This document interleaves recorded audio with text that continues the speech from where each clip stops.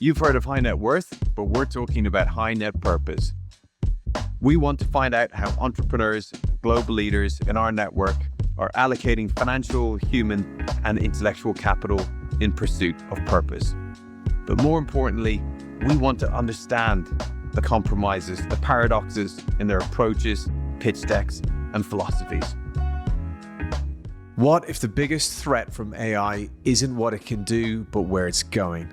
In this episode, we go deep with Kristian Rönn, the philosopher turned repeat successful founder who's attempting to build the tools to help manage and control AI before it controls us. He argues we're looking in the wrong place. It's not about models, it's about chips. Not about ethics, but infrastructure. And not what AI can do, but who can scale it. Kristian previously founded Normative, a highly successful company calculating carbon emissions. But now he's focused on his latest project, Lucid, which is building systems to track and control the movement of AI compute around the world. He's also the recent author of the provocative new book, The Darwinian Trap, a sharp take on the race for AI supremacy and the philosophies driving it. This is a sometimes scary but highly informative conversation on the future of AI with Kristian Rönn. Kristian, welcome to High Net Purpose. Thanks for having me. So have you got a articulation of your purpose? I do indeed. I've had the same purpose for since I was a teenager, and I've actually incorporated it as a mantra that I tell myself every morning, and I'm gonna sort of give you the short version of it. Seriously, since a teenager you've had this? Yeah, since a teenager. And it is that I want to behave in a way in my life that maximizes the happiness and minimizes the suffering of all sentient beings. So very ambitious purpose. Wow. So what do you think fired that up as a teenager growing up in southern Sweden? Yeah, is this the time where I'm gonna tell you sort of my Marvel origin story? Yes, go or for whatever? But it's a pretty, as a teenager, there must have been something going on that. Yeah, it was actually before my teens. So I would say that one pivotal moment was at the age of 6, or maybe it was 7. So I grew up in south of Sweden, sort of rural countryside. We were very close to a zoo where there were sort of different farm animals that you could pet, like sheep and goats. And I thought they were super cute. And I loved being over there. And all of a sudden I had sort of this epiphany that, the meat that I was eating was actually made out of the same animals that I loved so much. And that created this enormous sense of cognitive dissonance within me, where, either I had to say, okay, actually, I don't care about those animals that much, or I would have to become a vegetarian. And I decided to become a vegetarian, but that was not super common back then. So adults constantly asked me, why are you a vegetarian? So because of that reason, from a very early age, I sort of had to dabble in philosophy. I felt like I owed people a good answer for why I was a vegetarian. And that's how I sort of ended up thinking about, what is the purpose? What is it that we're trying to optimize for in our societies? So, and we'll get into it a bit later. You founded two tech businesses, but you've got this strong philosophical underpinning to everything that you do. So, did that then develop in your teenage years, or is that was just your personality that was always looking for the deeper explanation of things? So I think it was even before my teens, when I had all of those people asking why are you a vegetarian, then I felt like I had to sort of give improvised answers. But at the age of 11, I think we got access to the internet for the first time, and then I could use the search engine at the time. I don't think it was Google. I think it was Alta Vista or something like that. But I then bumped into all sorts of philosophy articles, and especially a philosopher called Peter Singer that had written a book called Animal Liberation. And the argument that he was essentially making was an argument that he calls the expanding circles of moral concerns. So essentially, we tend to care about ourselves the most, and then maybe our family. But as our societies have evolved, we start to care about our wider tribe and maybe our nation state, and then humanity more broadly with human rights. And then eventually we start to care about, animal rights, but also the future of all life.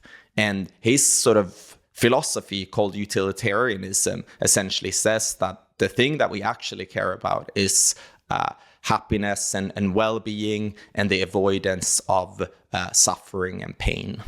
So when I think of utilitarianism, I think of John Bentham and that sort of trying to measure everything and actually dehumanizing it a bit. But this sounds like a slightly different bent on it. This seems to be more empathetic and trying to factor in somehow happiness, wellness, etc. I think there is this beautiful quote from Bertrand Russell, one of my favorite philosophers.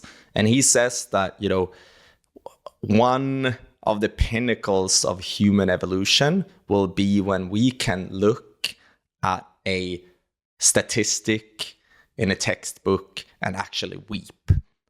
And the point there being that, whenever you are concerned with data, for instance, talk about all of the people that are dying in Ukraine or are dying in Gaza, or people, or for that matter, like all of the animals that are dying in factory farms. All of that can be represented as statistics. But behind all of that data is a personal story. Like every single data point represents something deep, it represents something emotional, like pure pain and pure well-being.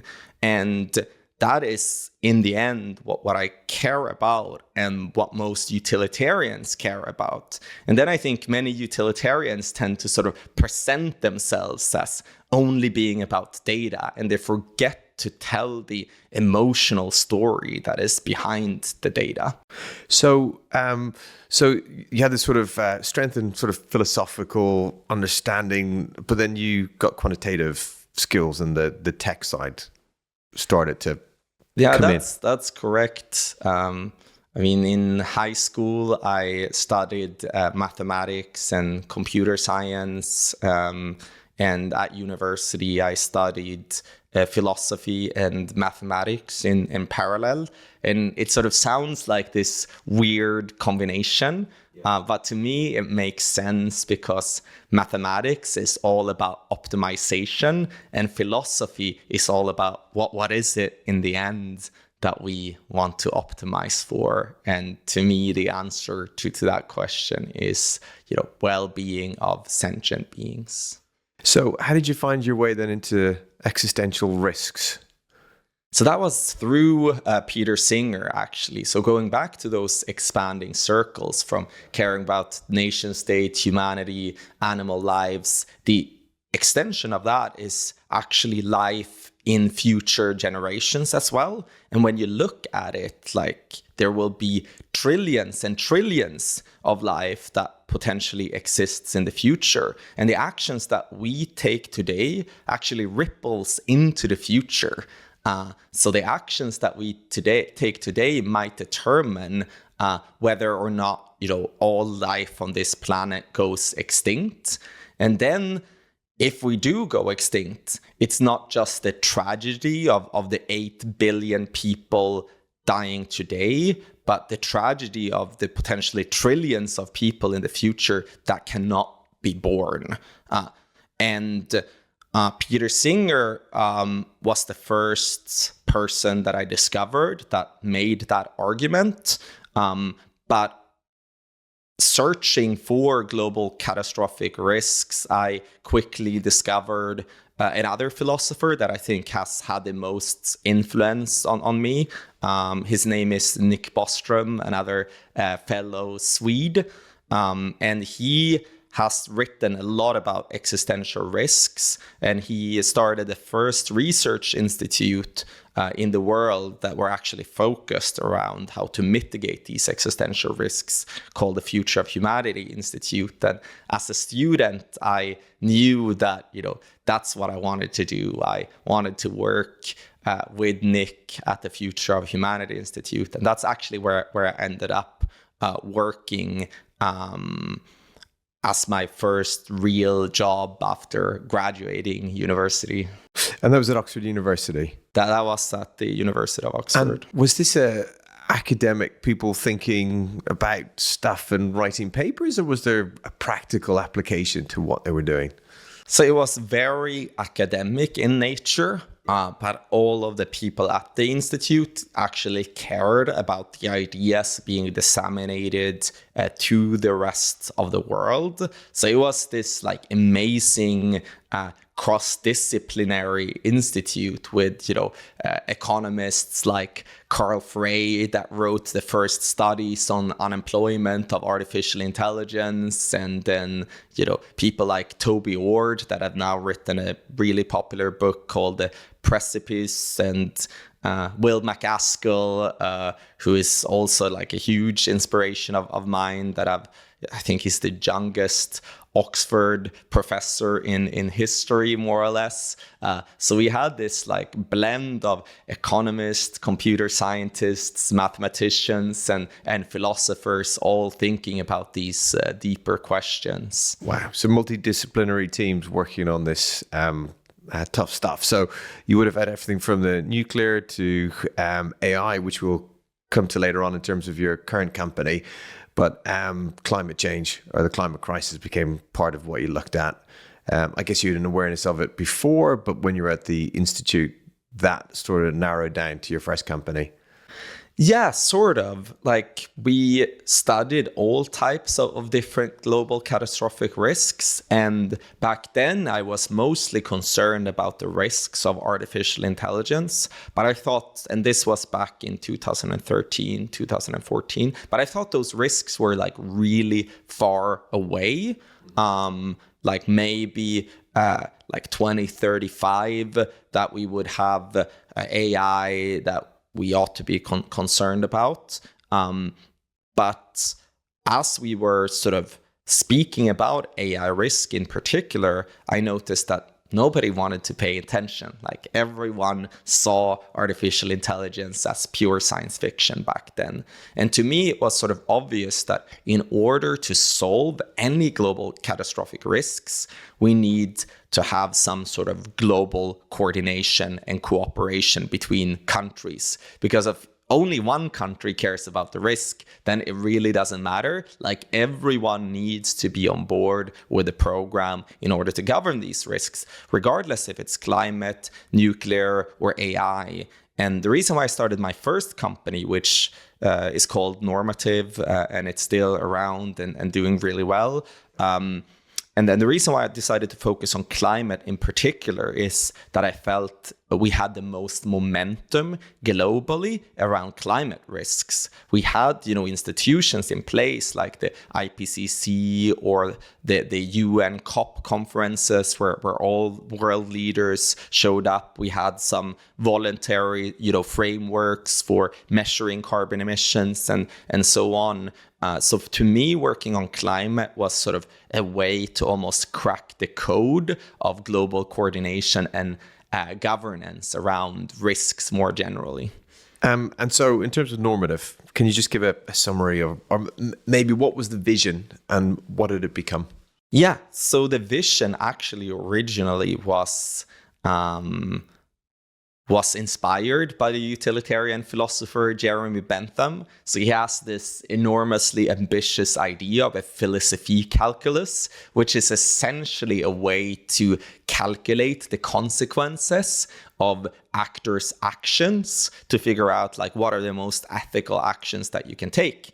And I wanted to incorporate externalities into the accounting frameworks. So look at double entry bookkeeping. I mean, that has been around for like 600 years. But we can see throughout history that how we do bookkeeping has constantly been upgraded based on the challenges that different societies are facing. The first early bookkeeping was just counting the number of sheep or area of land, but then as we had merchant societies, we had to do it a bit more complex, and so the double entry bookkeeping that we know today was invented. But we know that it doesn't capture all of the things that we actually value. I mean, we do value the environment, we do value our health, we do value not getting cancerous substances into the air or the water, and we do value biodiversity, but none of those things are actually accounted for in the double entry bookkeeping. So the first sort of vision of Normative was to incorporate like all of those externalities into the core P&L so that companies would all of a sudden be incentivized to deal with them. But the other goal was to also lobby governments to say like, hey, accounting for some of these things are actually possible. So you should enact regulations that makes it mandatory for companies to do this type of accounting. But without the systems, without the standards, it's a very difficult place to start. Exactly. You need to be able to compare apples to apples. I mean, if you think about it, accounting is what enables our entire financial system, because you can compare the profit and loss statement of one entity with the profit and loss statement of another entity, and you can decide, where to invest and how to interact with those companies based on that information. And we needed, I think we still need the same thing for externalities more generally. And so Normative became a cloud-based accounting software for measuring these externalities for businesses. And can it do that? So we started by saying, hey, we want to measure all of the externalities. But it turned out that this was incredibly hard to convince businesses that they should do this. I remember I was very idealistic, and then I turned up to the first meetings as I built this product, and I was super proud and I showed it to companies, and they were like, why should I pay you money for you to say that that I'm a shitty person if I don't have to pay you money? And then I sort of realized that we were perhaps way too ambitious and that we ought to zoom out in on something more specific. So we zoomed in on carbon emissions accounting more specifically, like how can we do that really well? There was a sort of accepted standard around called the greenhouse gas protocol. So we were the first company to encode that into software, like the greenhouse gas accounting. And then we did lobbying at the EU and UK level, trying to convince policymakers to make this type of accounting mandatory. We have also been a part of, the various expert groups, redefining some of those standards, like the Greenhouse Gas Protocol and Carbon Disclosure Project, and so on. So by narrowing down the scope a little bit, we actually managed to get traction. It became a legal requirement, and then we grew exponentially as a result. So along with developing the technology, you were also doing some market forming. You were building that market that you were selling into. Exactly. We were pioneers in the market. I mean, we sort of defined more or less the carbon emissions accounting category. I mean, other tools had been around for sort of accounting for, energy and vehicles, but we were the first ones doing the whole supply chain end to end. And because we sort of managed to get these standards into legal frameworks, we actually became Sweden's second fastest growing SaaS business, several years in a row. Because there would have been something existing already for industrials with cap and trade and emissions trading standards in Europe and a few other places. So that was already being captured by some industrials, but this was moving it to the wider economy. Exactly. So it was already around for so-called scope 1 emissions, which is essentially like direct emissions from energy usage. So it can be vehicle fleets or electricity or heat and so on. But, when you think about it, the reason why a lot of this energy is being used is because of, consumption. And consumption in value chains. So for instance, if you buy a car, it's obviously the direct emissions that you release from the car, but throughout the production process, it's everything from the mining of the metals to, the smelting of the metals to the manufacture of the microchips that are in the car. And all of those production steps requires energy. And we built like an accounting model whereby you could collect those pieces of data from the value chain. So how many years after founding did you decide to move on from, which is hard, super successful business, and you're leading it, and then so how many years was it? That was more than 10 years. More than 10 years. And we spoke to one of the VCs that was invested and said you did a phenomenal job of doing that. So would you mind sharing what drove you to think about leaving, and how did you manage that transition? It was honestly like very hard. I was very worried that I would disappoint my investors and all of my employees that joined the business largely because they believed in the mission and they believed in me. So I was very nervous about the decision. But the reason why I decided to do it was because I saw the speed at which artificial intelligence was developing. And that was the original risk that I was worried about, 10 years earlier. And then I saw that all of a sudden it started to happen. And I felt to myself that, I need to take what I've learned from, governance and standards and building businesses and try to make a difference in the artificial intelligence domain, because climate change moves over, decades and centuries, but AIs move over years. And I mean, there's this just incredible statistic that, the difference between a human brain and a chimpanzee brain is 3x. And that's the difference between sticks and stones and nukes. And it took millions of years for evolution to get there. But in the world of AI, we move at 3x per year, which is just incredible when you think about it. So, but before you set up the new company, you managed to get a book out, The Darwinian Trap, which is a phenomenal read. It'd be interesting to go through some of the big ideas in that book, and it's a really readable book because you explain the stories with context, etc. But first of all, so why did you decide to write a book? So I wanted to get some of my core ideas out there in the world, some ideas that I've been noodling on for a really long time, ideas that have fundamentally influenced my entrepreneurship. And I think the core idea is that it's all about, incentives in the end of the day.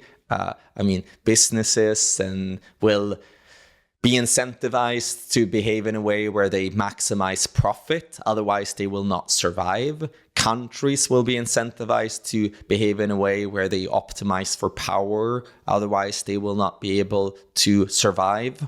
And the only way to rewire those incentives, because those are the incentives that are behind climate change and more and more nuclear weapons, and now the arms race of artificial intelligence, the only way to deal with it is through global coordination and global governance. Because again, it doesn't matter if one country, stops developing artificial intelligence, because then all of the other countries that continue will win the race, right? Similar when it comes to nukes, if you decide not to do it and then your neighbor does it, then they can more or less dictate the terms. And you have a similar problem in climate change as well, right? Where, a lot of countries are saying, why should we set climate targets if the US is not doing it, or if China is not doing it? So it's sort of those traps, or I call them Darwinian traps. Darwinian traps. Yeah. Because the book does the job of setting out how we're actually not engineered to cooperate. But then it also gives the other side of the coin. And then you actually move to like practical things around it. Whereas quite often the books just talk about we're all doomed. But can you describe to us that idea of how selection pressure, etc., actually creates these demons, as you call them in the book? Yeah, so I define a Darwinian demon as a selection pressure that incentivizes an agent or a particular actor that to behave in a selfish way that is destructive for everyone else.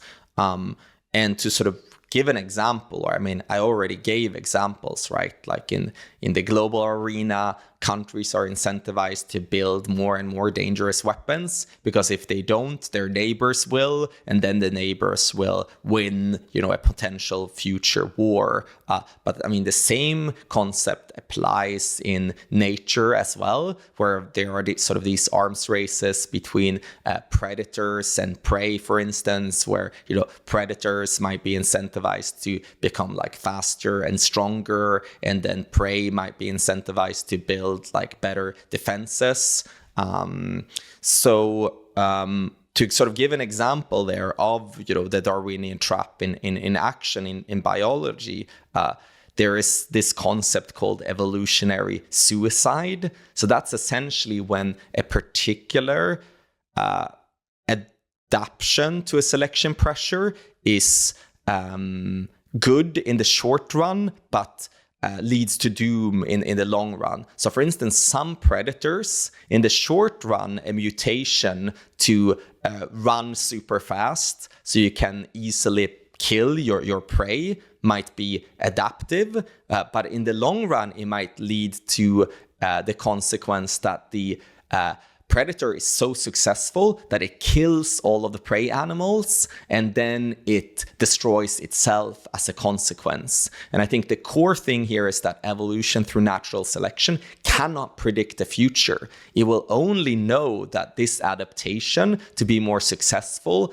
as a predator, it is good from one generation to another, but it doesn't know that maybe in 1,000 generations it will lead to doom because the predator was too successful. And that's sort of what we're seeing now with nation states and companies being incentivized to just invent better and better ways to extract resources beyond the carrying capacity of planet Earth. So we're crossing all of these boundaries where we're essentially destroying the entire planet. So it's a similar thing happening to us that is happening to other animals in the past. So the resource arms races, when we go back to Malthusian economics and all the rest, and the predictions that we're going to run out of resource because we're moving too fast and the populations are growing, etc. And they've historically proven to be too pessimistic. Do you feel that now is different? So here's the thing, right? There has always been predictions about, running out of resources. But, whenever resources becomes scarce, the incentives to find new resources goes up even more because the resources becomes more expensive. So we have sort of always avoided those resource traps, right?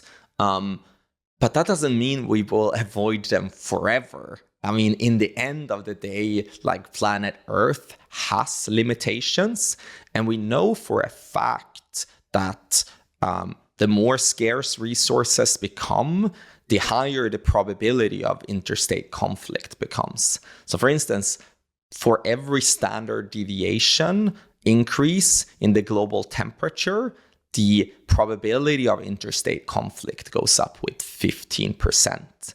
And that's because an increase in temperature leads to more famines, and famines leads to desperate populations. And if you're desperate, it leads to war. And similarly, like we have limited water, and water becomes now a weapon of war, where we have all of these like hotspots. I mean, with the Nile and the rivers coming out of the Himalayas, and whoever controls that water will essentially control all of the other countries downstream, and that creates a very bad situation. So like the resource arms races, and I talk about that in the book, incentivizes like power arms races, where in order to compete for those limited resources, you need to build like bigger and bigger weapons. And if you plot that over a graph, it's an exponential graph from the first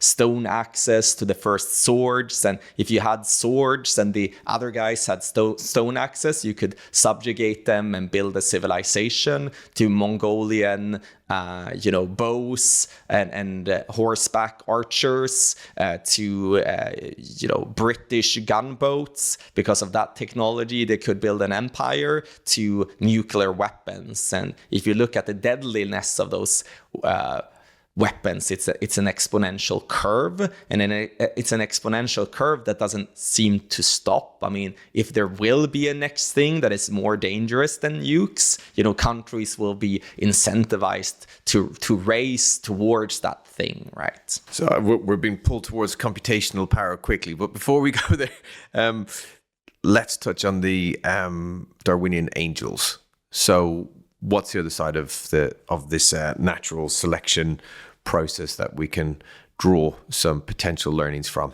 Yeah, so the Darwinian demons is the selection pressure for dangerous competition and defection, and Darwinian angels is selection pressure for cooperation. And if you sort of think about it, like everything that is beautiful in this like fantastic world of ours is layers upon layers of cooperation. And what I mean by that is that you have micromolecules that are cooperating to create like the first metabolism in our cells, and then you have genes that are cooperating to create a genome. You have multiple cells that are cooperating to create, you and me. Like we are actually like colonies of cooperating cells, which is wild, absolutely wild when you think about it. And then, you and me, we cooperate in a larger, society. So you have all of those layers upon layers of cooperation, but none of those like cooperative mechanisms, we cannot take them for granted. I mean, they have always been a tug of war between the angels and the demons. And I mean, one good example of that is cancer, for instance. So it actually took several billions years for multicellular organisms to evolve. And the reason for that is whenever a cooperative group of cells appeared, the incentives for defection became like very large. And a cancer is actually cells defecting from their cooperative programming. I mean, they're just replicating really fast, because replicating really fast is good for their short-term survival. So it's sort of the demonic behavior. But in order to suppress cancer, life had to evolve all sorts of crazy immune mechanisms to essentially stop cancer. And for those to evolve took a really, really long time. So it took a really, really long time for, the angels to win in this context. And you have the same sort of arms race on a molecular level, and you see the same arms race today, where we still have anarchy on the international arena, where it's more or less, impossible to enforce global treaties and so on. But so just going a little deeper on the corporation side, what are the incentives, etc., that you draw out that become interesting, that are actually quite natural for us? Yeah, so I talk about two, or actually now in hindsight, I wish I talked about three sort of core mechanisms of cooperation. So I mean, one is centralized mechanisms. So you essentially have some sort of monopoly of violence from a state that enforces, rule of law, that here are the rules. If you don't play by the rules, we're going to penalize you. We're going to put you in prison if you don't follow the rules, or we're going to fine you. And the problem, I guess, is on an international arena, we do not yet have like a world government that can do that type of enforcement. And I think sort of more libertarian skeptics would say that, what if this government becomes totalitarian? Then we might have like a forever totalitarian lock-in. And I mean, that's also something that I definitely worry about. A second mechanism that I talk about is... But actually, so are you saying that centralization is a good thing to an extent and is required in order for us to cooperate? I don't think it is a hard requirement, but it makes things easier. So I think we need a combination of centralization and decentralization. And I think it's a bit, issue specific. So some things I think we need centralization to cooperate around, and others it's sort of better to have more decentralized market-based solutions. An example of would be, countries giving up the sovereignty to join the EU. Yeah, exactly. And it's such a great example because it's the only example in world history where actually 14% of all nation states voluntarily gave up their sovereignty. And the reason because of that is the single market. I mean, the single market is this beautiful thing that where a country can sell their goods and products to a huge market. So the economic returns are a way bigger than the concerns about, giving up your sovereignty, which is why a lot of countries have decided to do it in the end of the day. So second one. I interrupted. Sorry, you were getting... So no worries. I'm glad that you asked like follow-up questions that the listeners might want to hear. So the second one is decentralized solutions that are sort of more based on value chains and reputation. And to zoom in, what I mean there is that actually, if you think about it, our world economy is already really decentralized. Like every single thing that you buy from the supermarket is just have huge value chains and thousands of people involved in different production steps. So there is this like global cooperation actually happening in those global value chains. So should we talk about the chicken sandwich? Yeah, exactly. Yeah, that's a great example. So I have this example in the book. So there was this guy on the internet that wanted to create a chicken sandwich from scratch. And you might think that it's easy. It's just like grabbing some chicken from the fridge and then, like slicing the bread or whatever. But if you really want to do it from scratch, it means, milling the grain with Stone Age tools that you have to build yourself, and then, feed the chicken, slaughter the chicken. And it actually ended up costing him $1,500 for a chicken sandwich. And it took him 6 months to create it from scratch.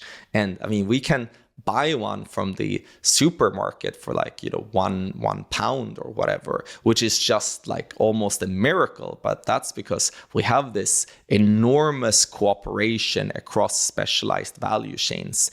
And that could be a governance mechanism, because if one crucial party of the value chain say, hey, I don't want to be a part of this value chain, then it more or less collapses. I mean, if the chicken slaughterhouse for some reason say, like, I wouldn't want to deliver, the chicken to the sandwich factory anymore, like the value chain collapses. And I mean, that's what we saw, for instance, with the Suez Canal being blocked like a couple of years ago.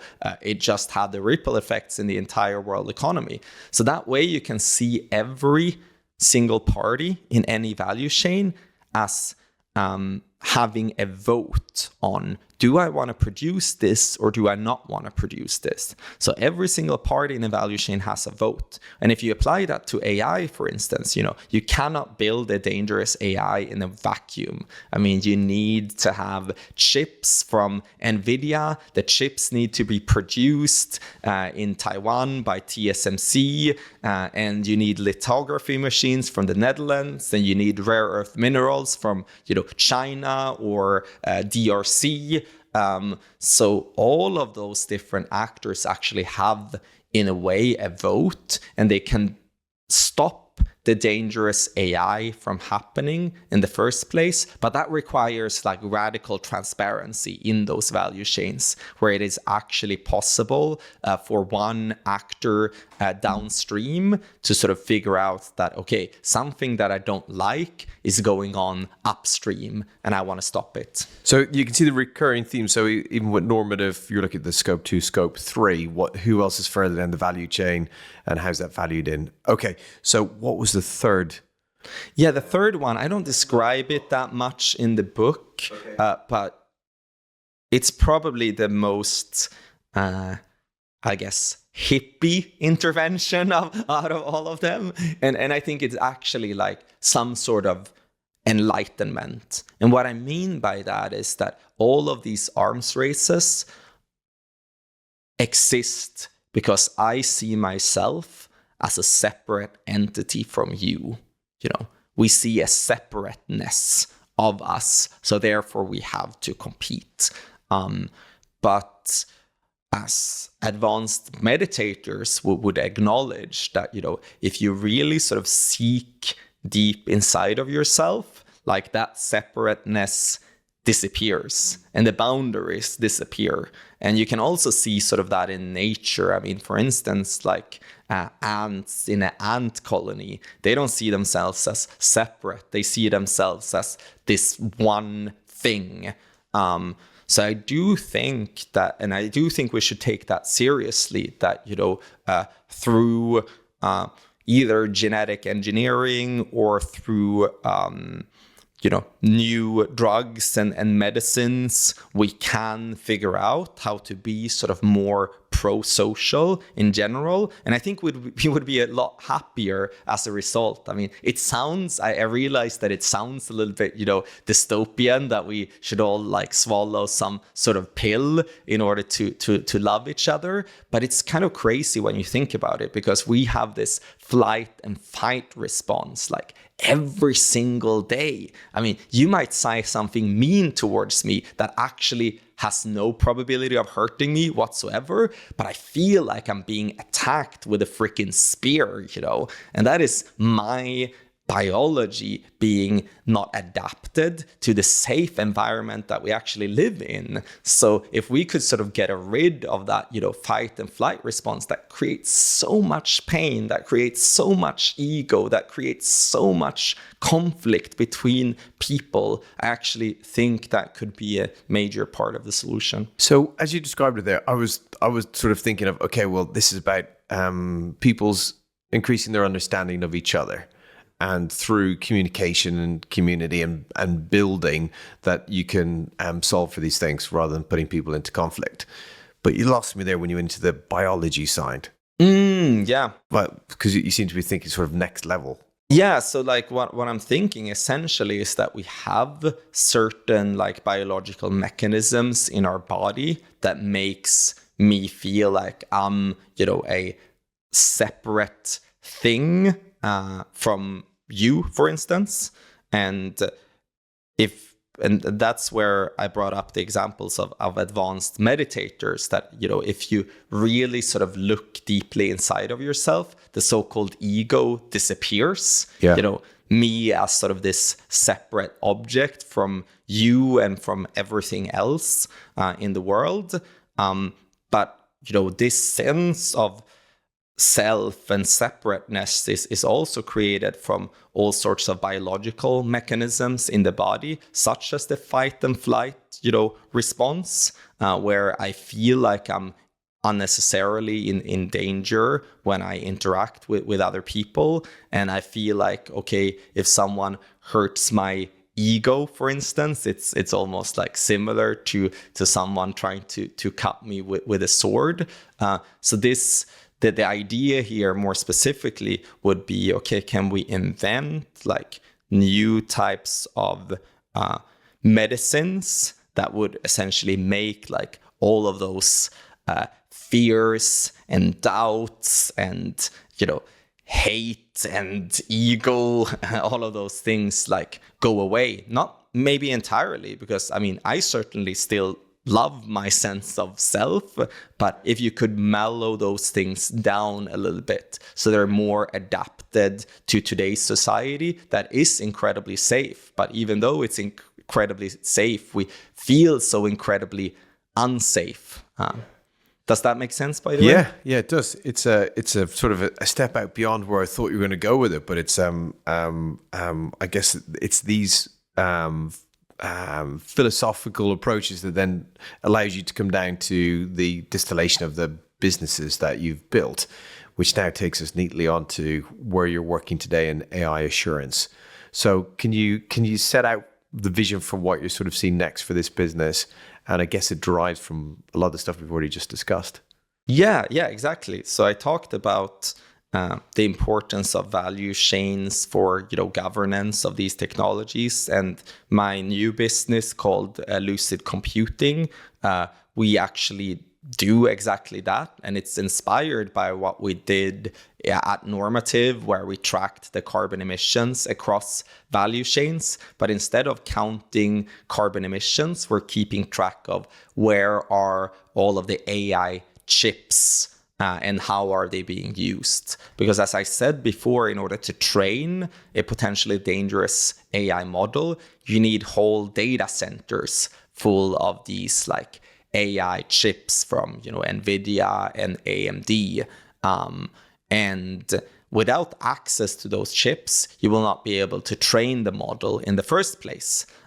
So AI has sort of the problem of being software, because software can easily be copied. So if it is out there in the world, you can easily copy it. And then how can you control it? However, you need these big data centers in order to train the model, in order to run the model. And these supercomputers cannot be easily copied. So there is this concern that dictatorial regimes will have access to AI that could enable them to create new and dangerous bioweapons, or terrorist groups getting access to AI. So the US have been concerned about this for quite some time. So they instituted a couple of years ago export controls on these AI chips to prevent access for dictatorial regimes. And what we're building in Lucid Computing is a software that you can install on the chip that keeps track of where it is. So the chip is not being smuggled through to China or Iran or Russia, etc. And in general, I think this could be a solution for global governance of artificial intelligence as well, to just have these chips in certain data centers and then build into the hardware that you will not be able to train an AI model unless you can predict that it's not going to do anything dangerous. And so are you borrowing from the nuclear industry to some degree? Yes, that's great. Thanks for bringing that up. It is very similar to how we do monitoring of nuclear weapons. So we have on a UN level the International Atomic Energy Agency that are tasked with avoiding the proliferation of nuclear weapons. And the way they do it is that they keep track of where are all of the uranium sites, where are the centrifuges and all the equipment that are needed in order to create nuclear weapons. So what our technology could potentially enable in the future is an International Atomic Energy Agency equivalent for artificial intelligence. where different entities could keep track of where are all of the big data centers, and is an AI, unlicensed AI, being trained somewhere, for instance. How replicable is some of this hardware? So we're seeing satellite imagery of Shenzhen and Huawei and others, that are developing this stuff. But is it that these chips are so rare they can't be manufactured elsewhere, and these big data centers, you can't replicate them easily? That is exactly it. I mean, it is the most complex objects that have ever been built, like the manufacturing of semiconductors, and especially like 3 nanometer semiconductors, which is like the more advanced chips. And right now, China is doing everything to catch up, to have their own independent semiconductor value chains. So they're building their own fabs, they're building their own lithography machines, and they're currently at 7 nanometers. Whilst TSMC is at 3 nanometers. But the thing is that, they will catch up eventually. And we don't know exactly how long it will take. It might take, 10 years, but they might also be able to do it in, 3 and 4 years. But what I do know is once the decoupling between, China and the West fully happens, I think the world will be a lot less safe. Because then we no longer have this possibility of value chain governance, because they're completely independent, the value chains of China and the US. So I think there is a time window now of a couple of years where we can actually design these global monitoring mechanisms, where we actually all realize that the value chains being entangled is a feature and not a bug, because that means that we all need to work together in order to create these systems. And that means that we all get some sort of vote on how these systems are being built. Because I think in the book, did you say that Putin in 2017 told a classroom of kids that whoever has the AI will control the world? Yes, he said that whoever dominates in AI will dominate global affairs. And I think that is more or less a consensus now amongst the big world powers, that we need to race towards artificial intelligence. And several people in the US political establishment have pushed for some sort of Manhattan project for artificial intelligence, essentially getting to superintelligence before China is getting to superintelligence. And of course, I would prefer the West to get there first, everything else being equal. But as a matter of fact, we haven't solved the control problem or alignment problem. So we're racing towards something that we don't know how to fully control. So like the idea of a Manhattan project without solving the control problem is based on bad science. But then do we then run into, well, you're trying to regulate something when we're trying to get competitive advantage on it, and you're going to work against what we're doing?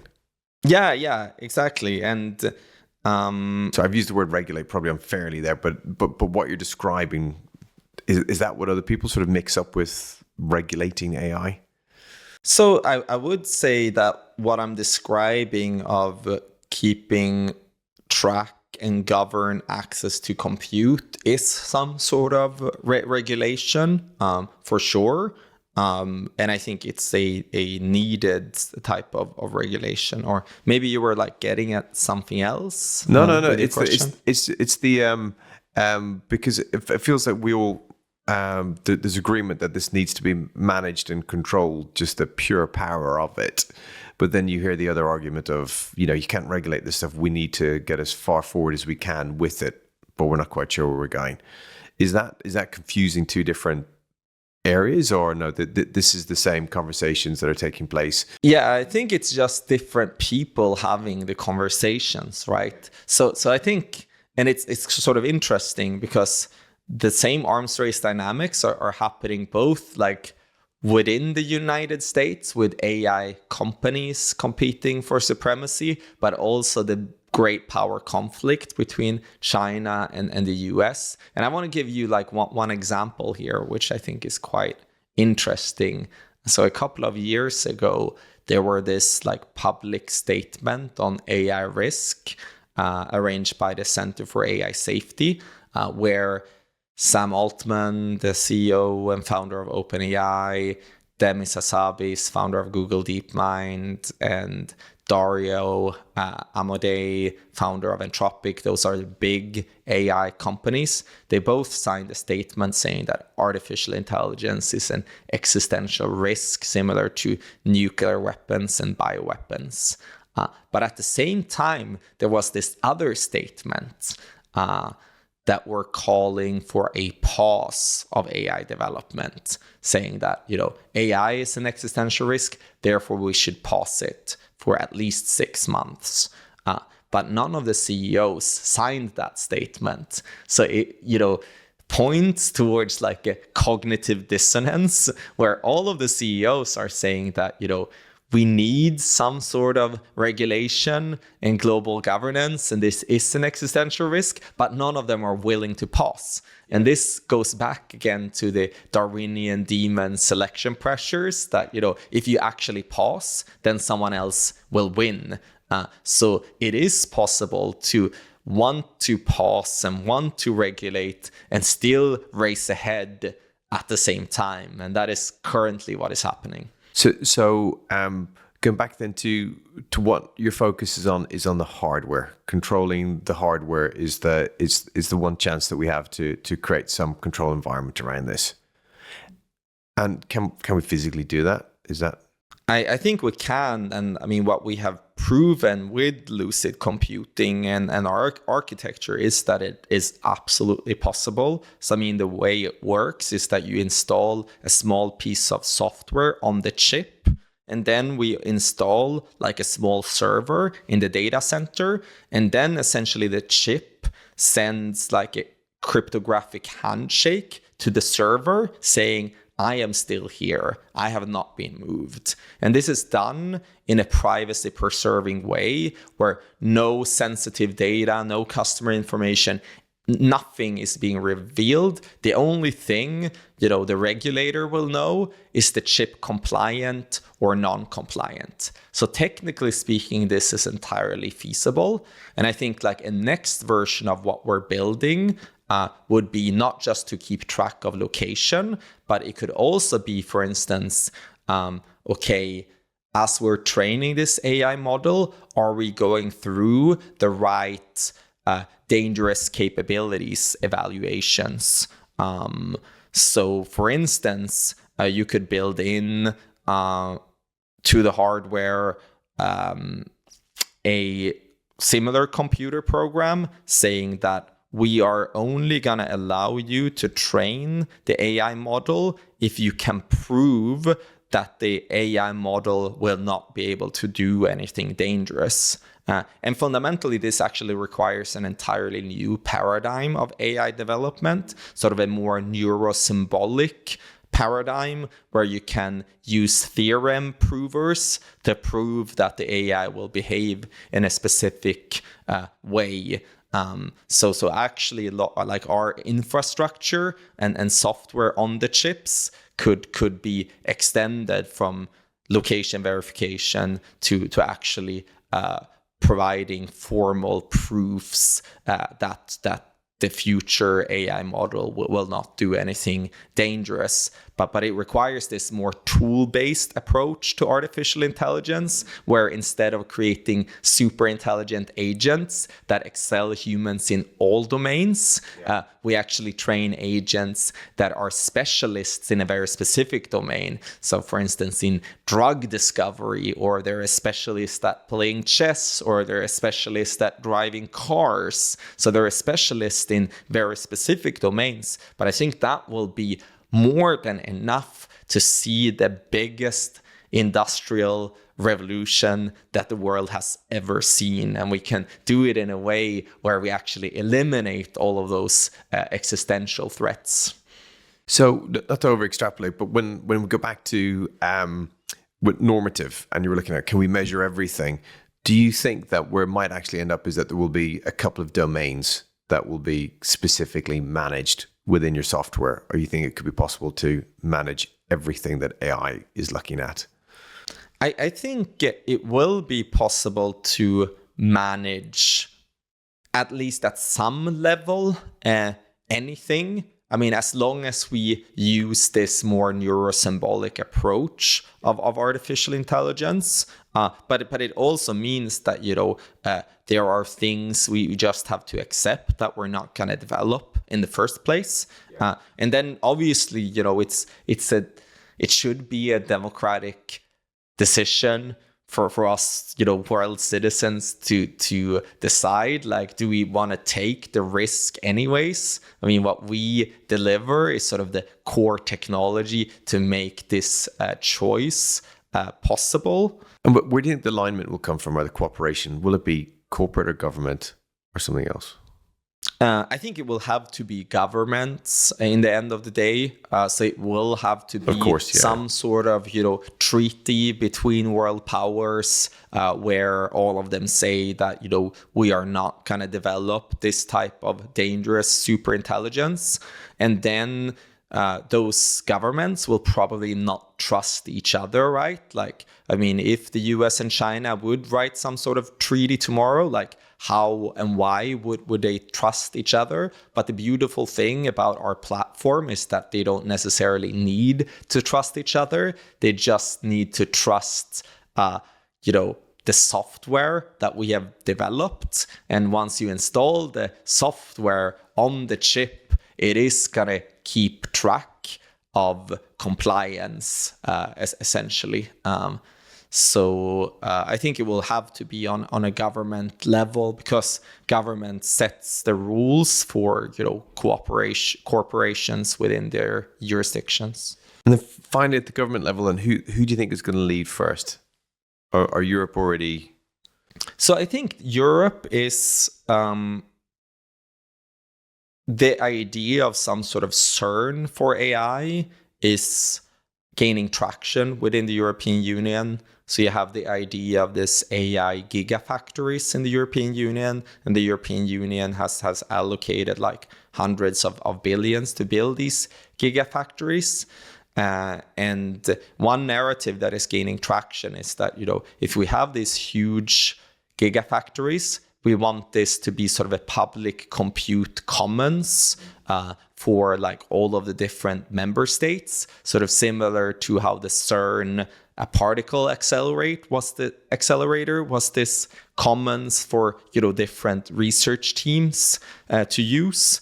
So I think the EU is sort of leading in terms of these like collaborative models, and those collaborative models around the gigafactories could potentially be expanded to the rest of the world as well.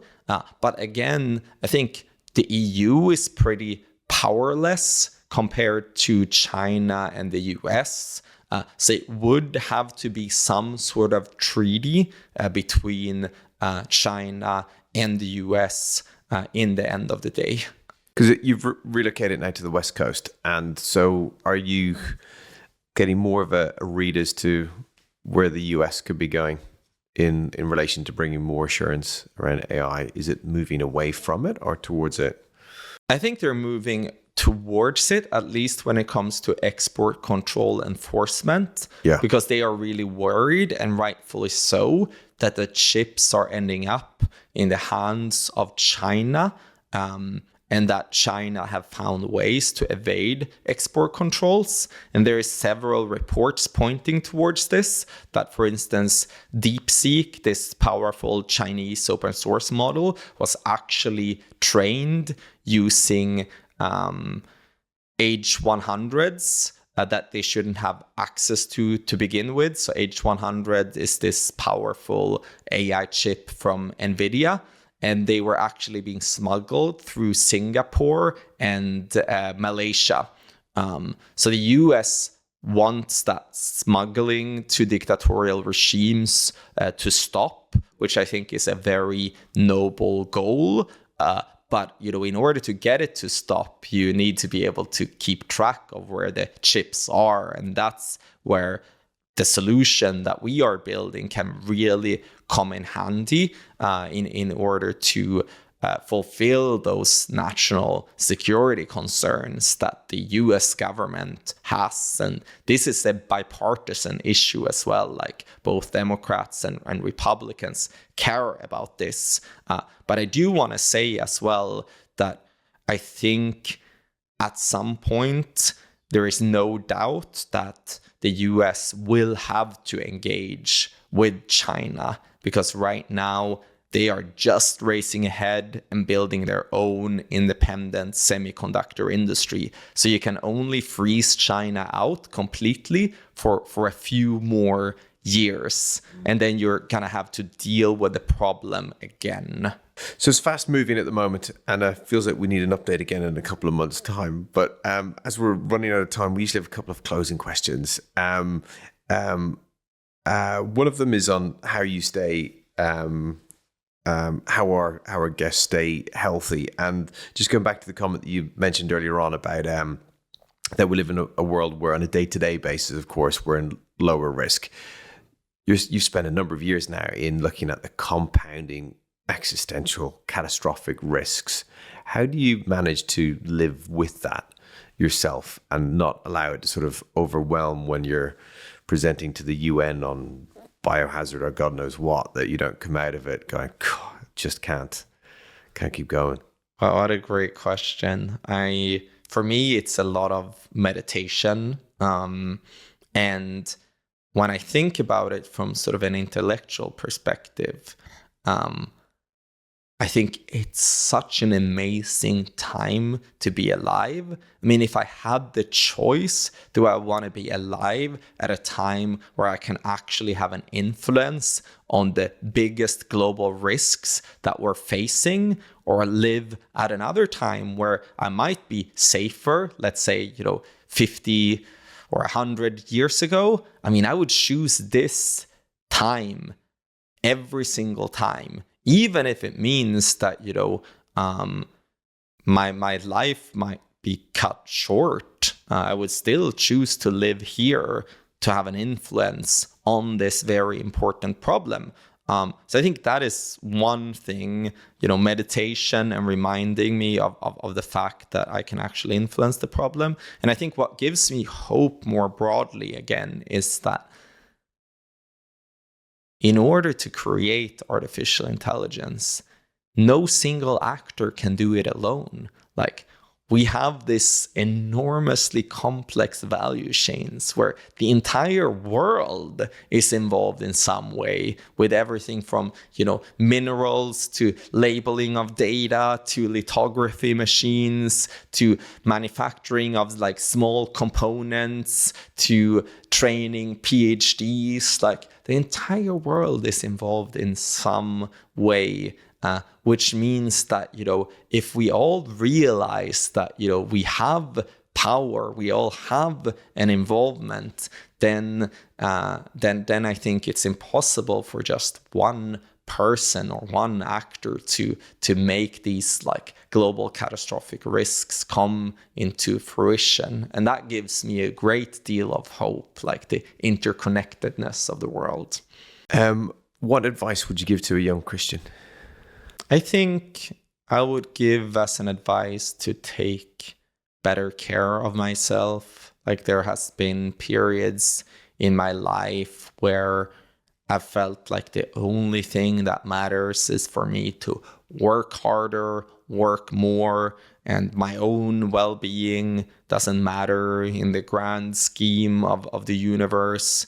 But I think that I would give the advice to myself that my own well-being actually does matter, because if I don't live well, if I feel stressed every single day, I will be narrow in my mindset. I will act from a state of fight and flight instead of acting from a position of abundance.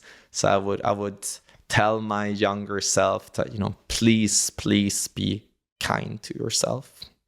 So if you think in any way that you've been sort of narrow in your thinking historically, and that's changing now, well, then there's a lot of road ahead of us. Kristian, it's been great to spend the time with you today. Thank you for taking the time with us, and thank you for all you do. Thanks a lot for having me. All content on High Net Purpose is provided as general information only. It does not constitute any advice, recommendation, or representations, and is not intended to influence listeners or users into making any specific investments or any other decisions. Please be aware that guests and presenters on High Net Purpose may have investments in any of the topics or products being discussed. Their reviews and opinions are their own and should not be taken as endorsements or financial advice. Before making financial decisions, we strongly recommend seeking advice from a qualified financial professional. This podcast may not be copied, reproduced, further distributed, or published in whole or part.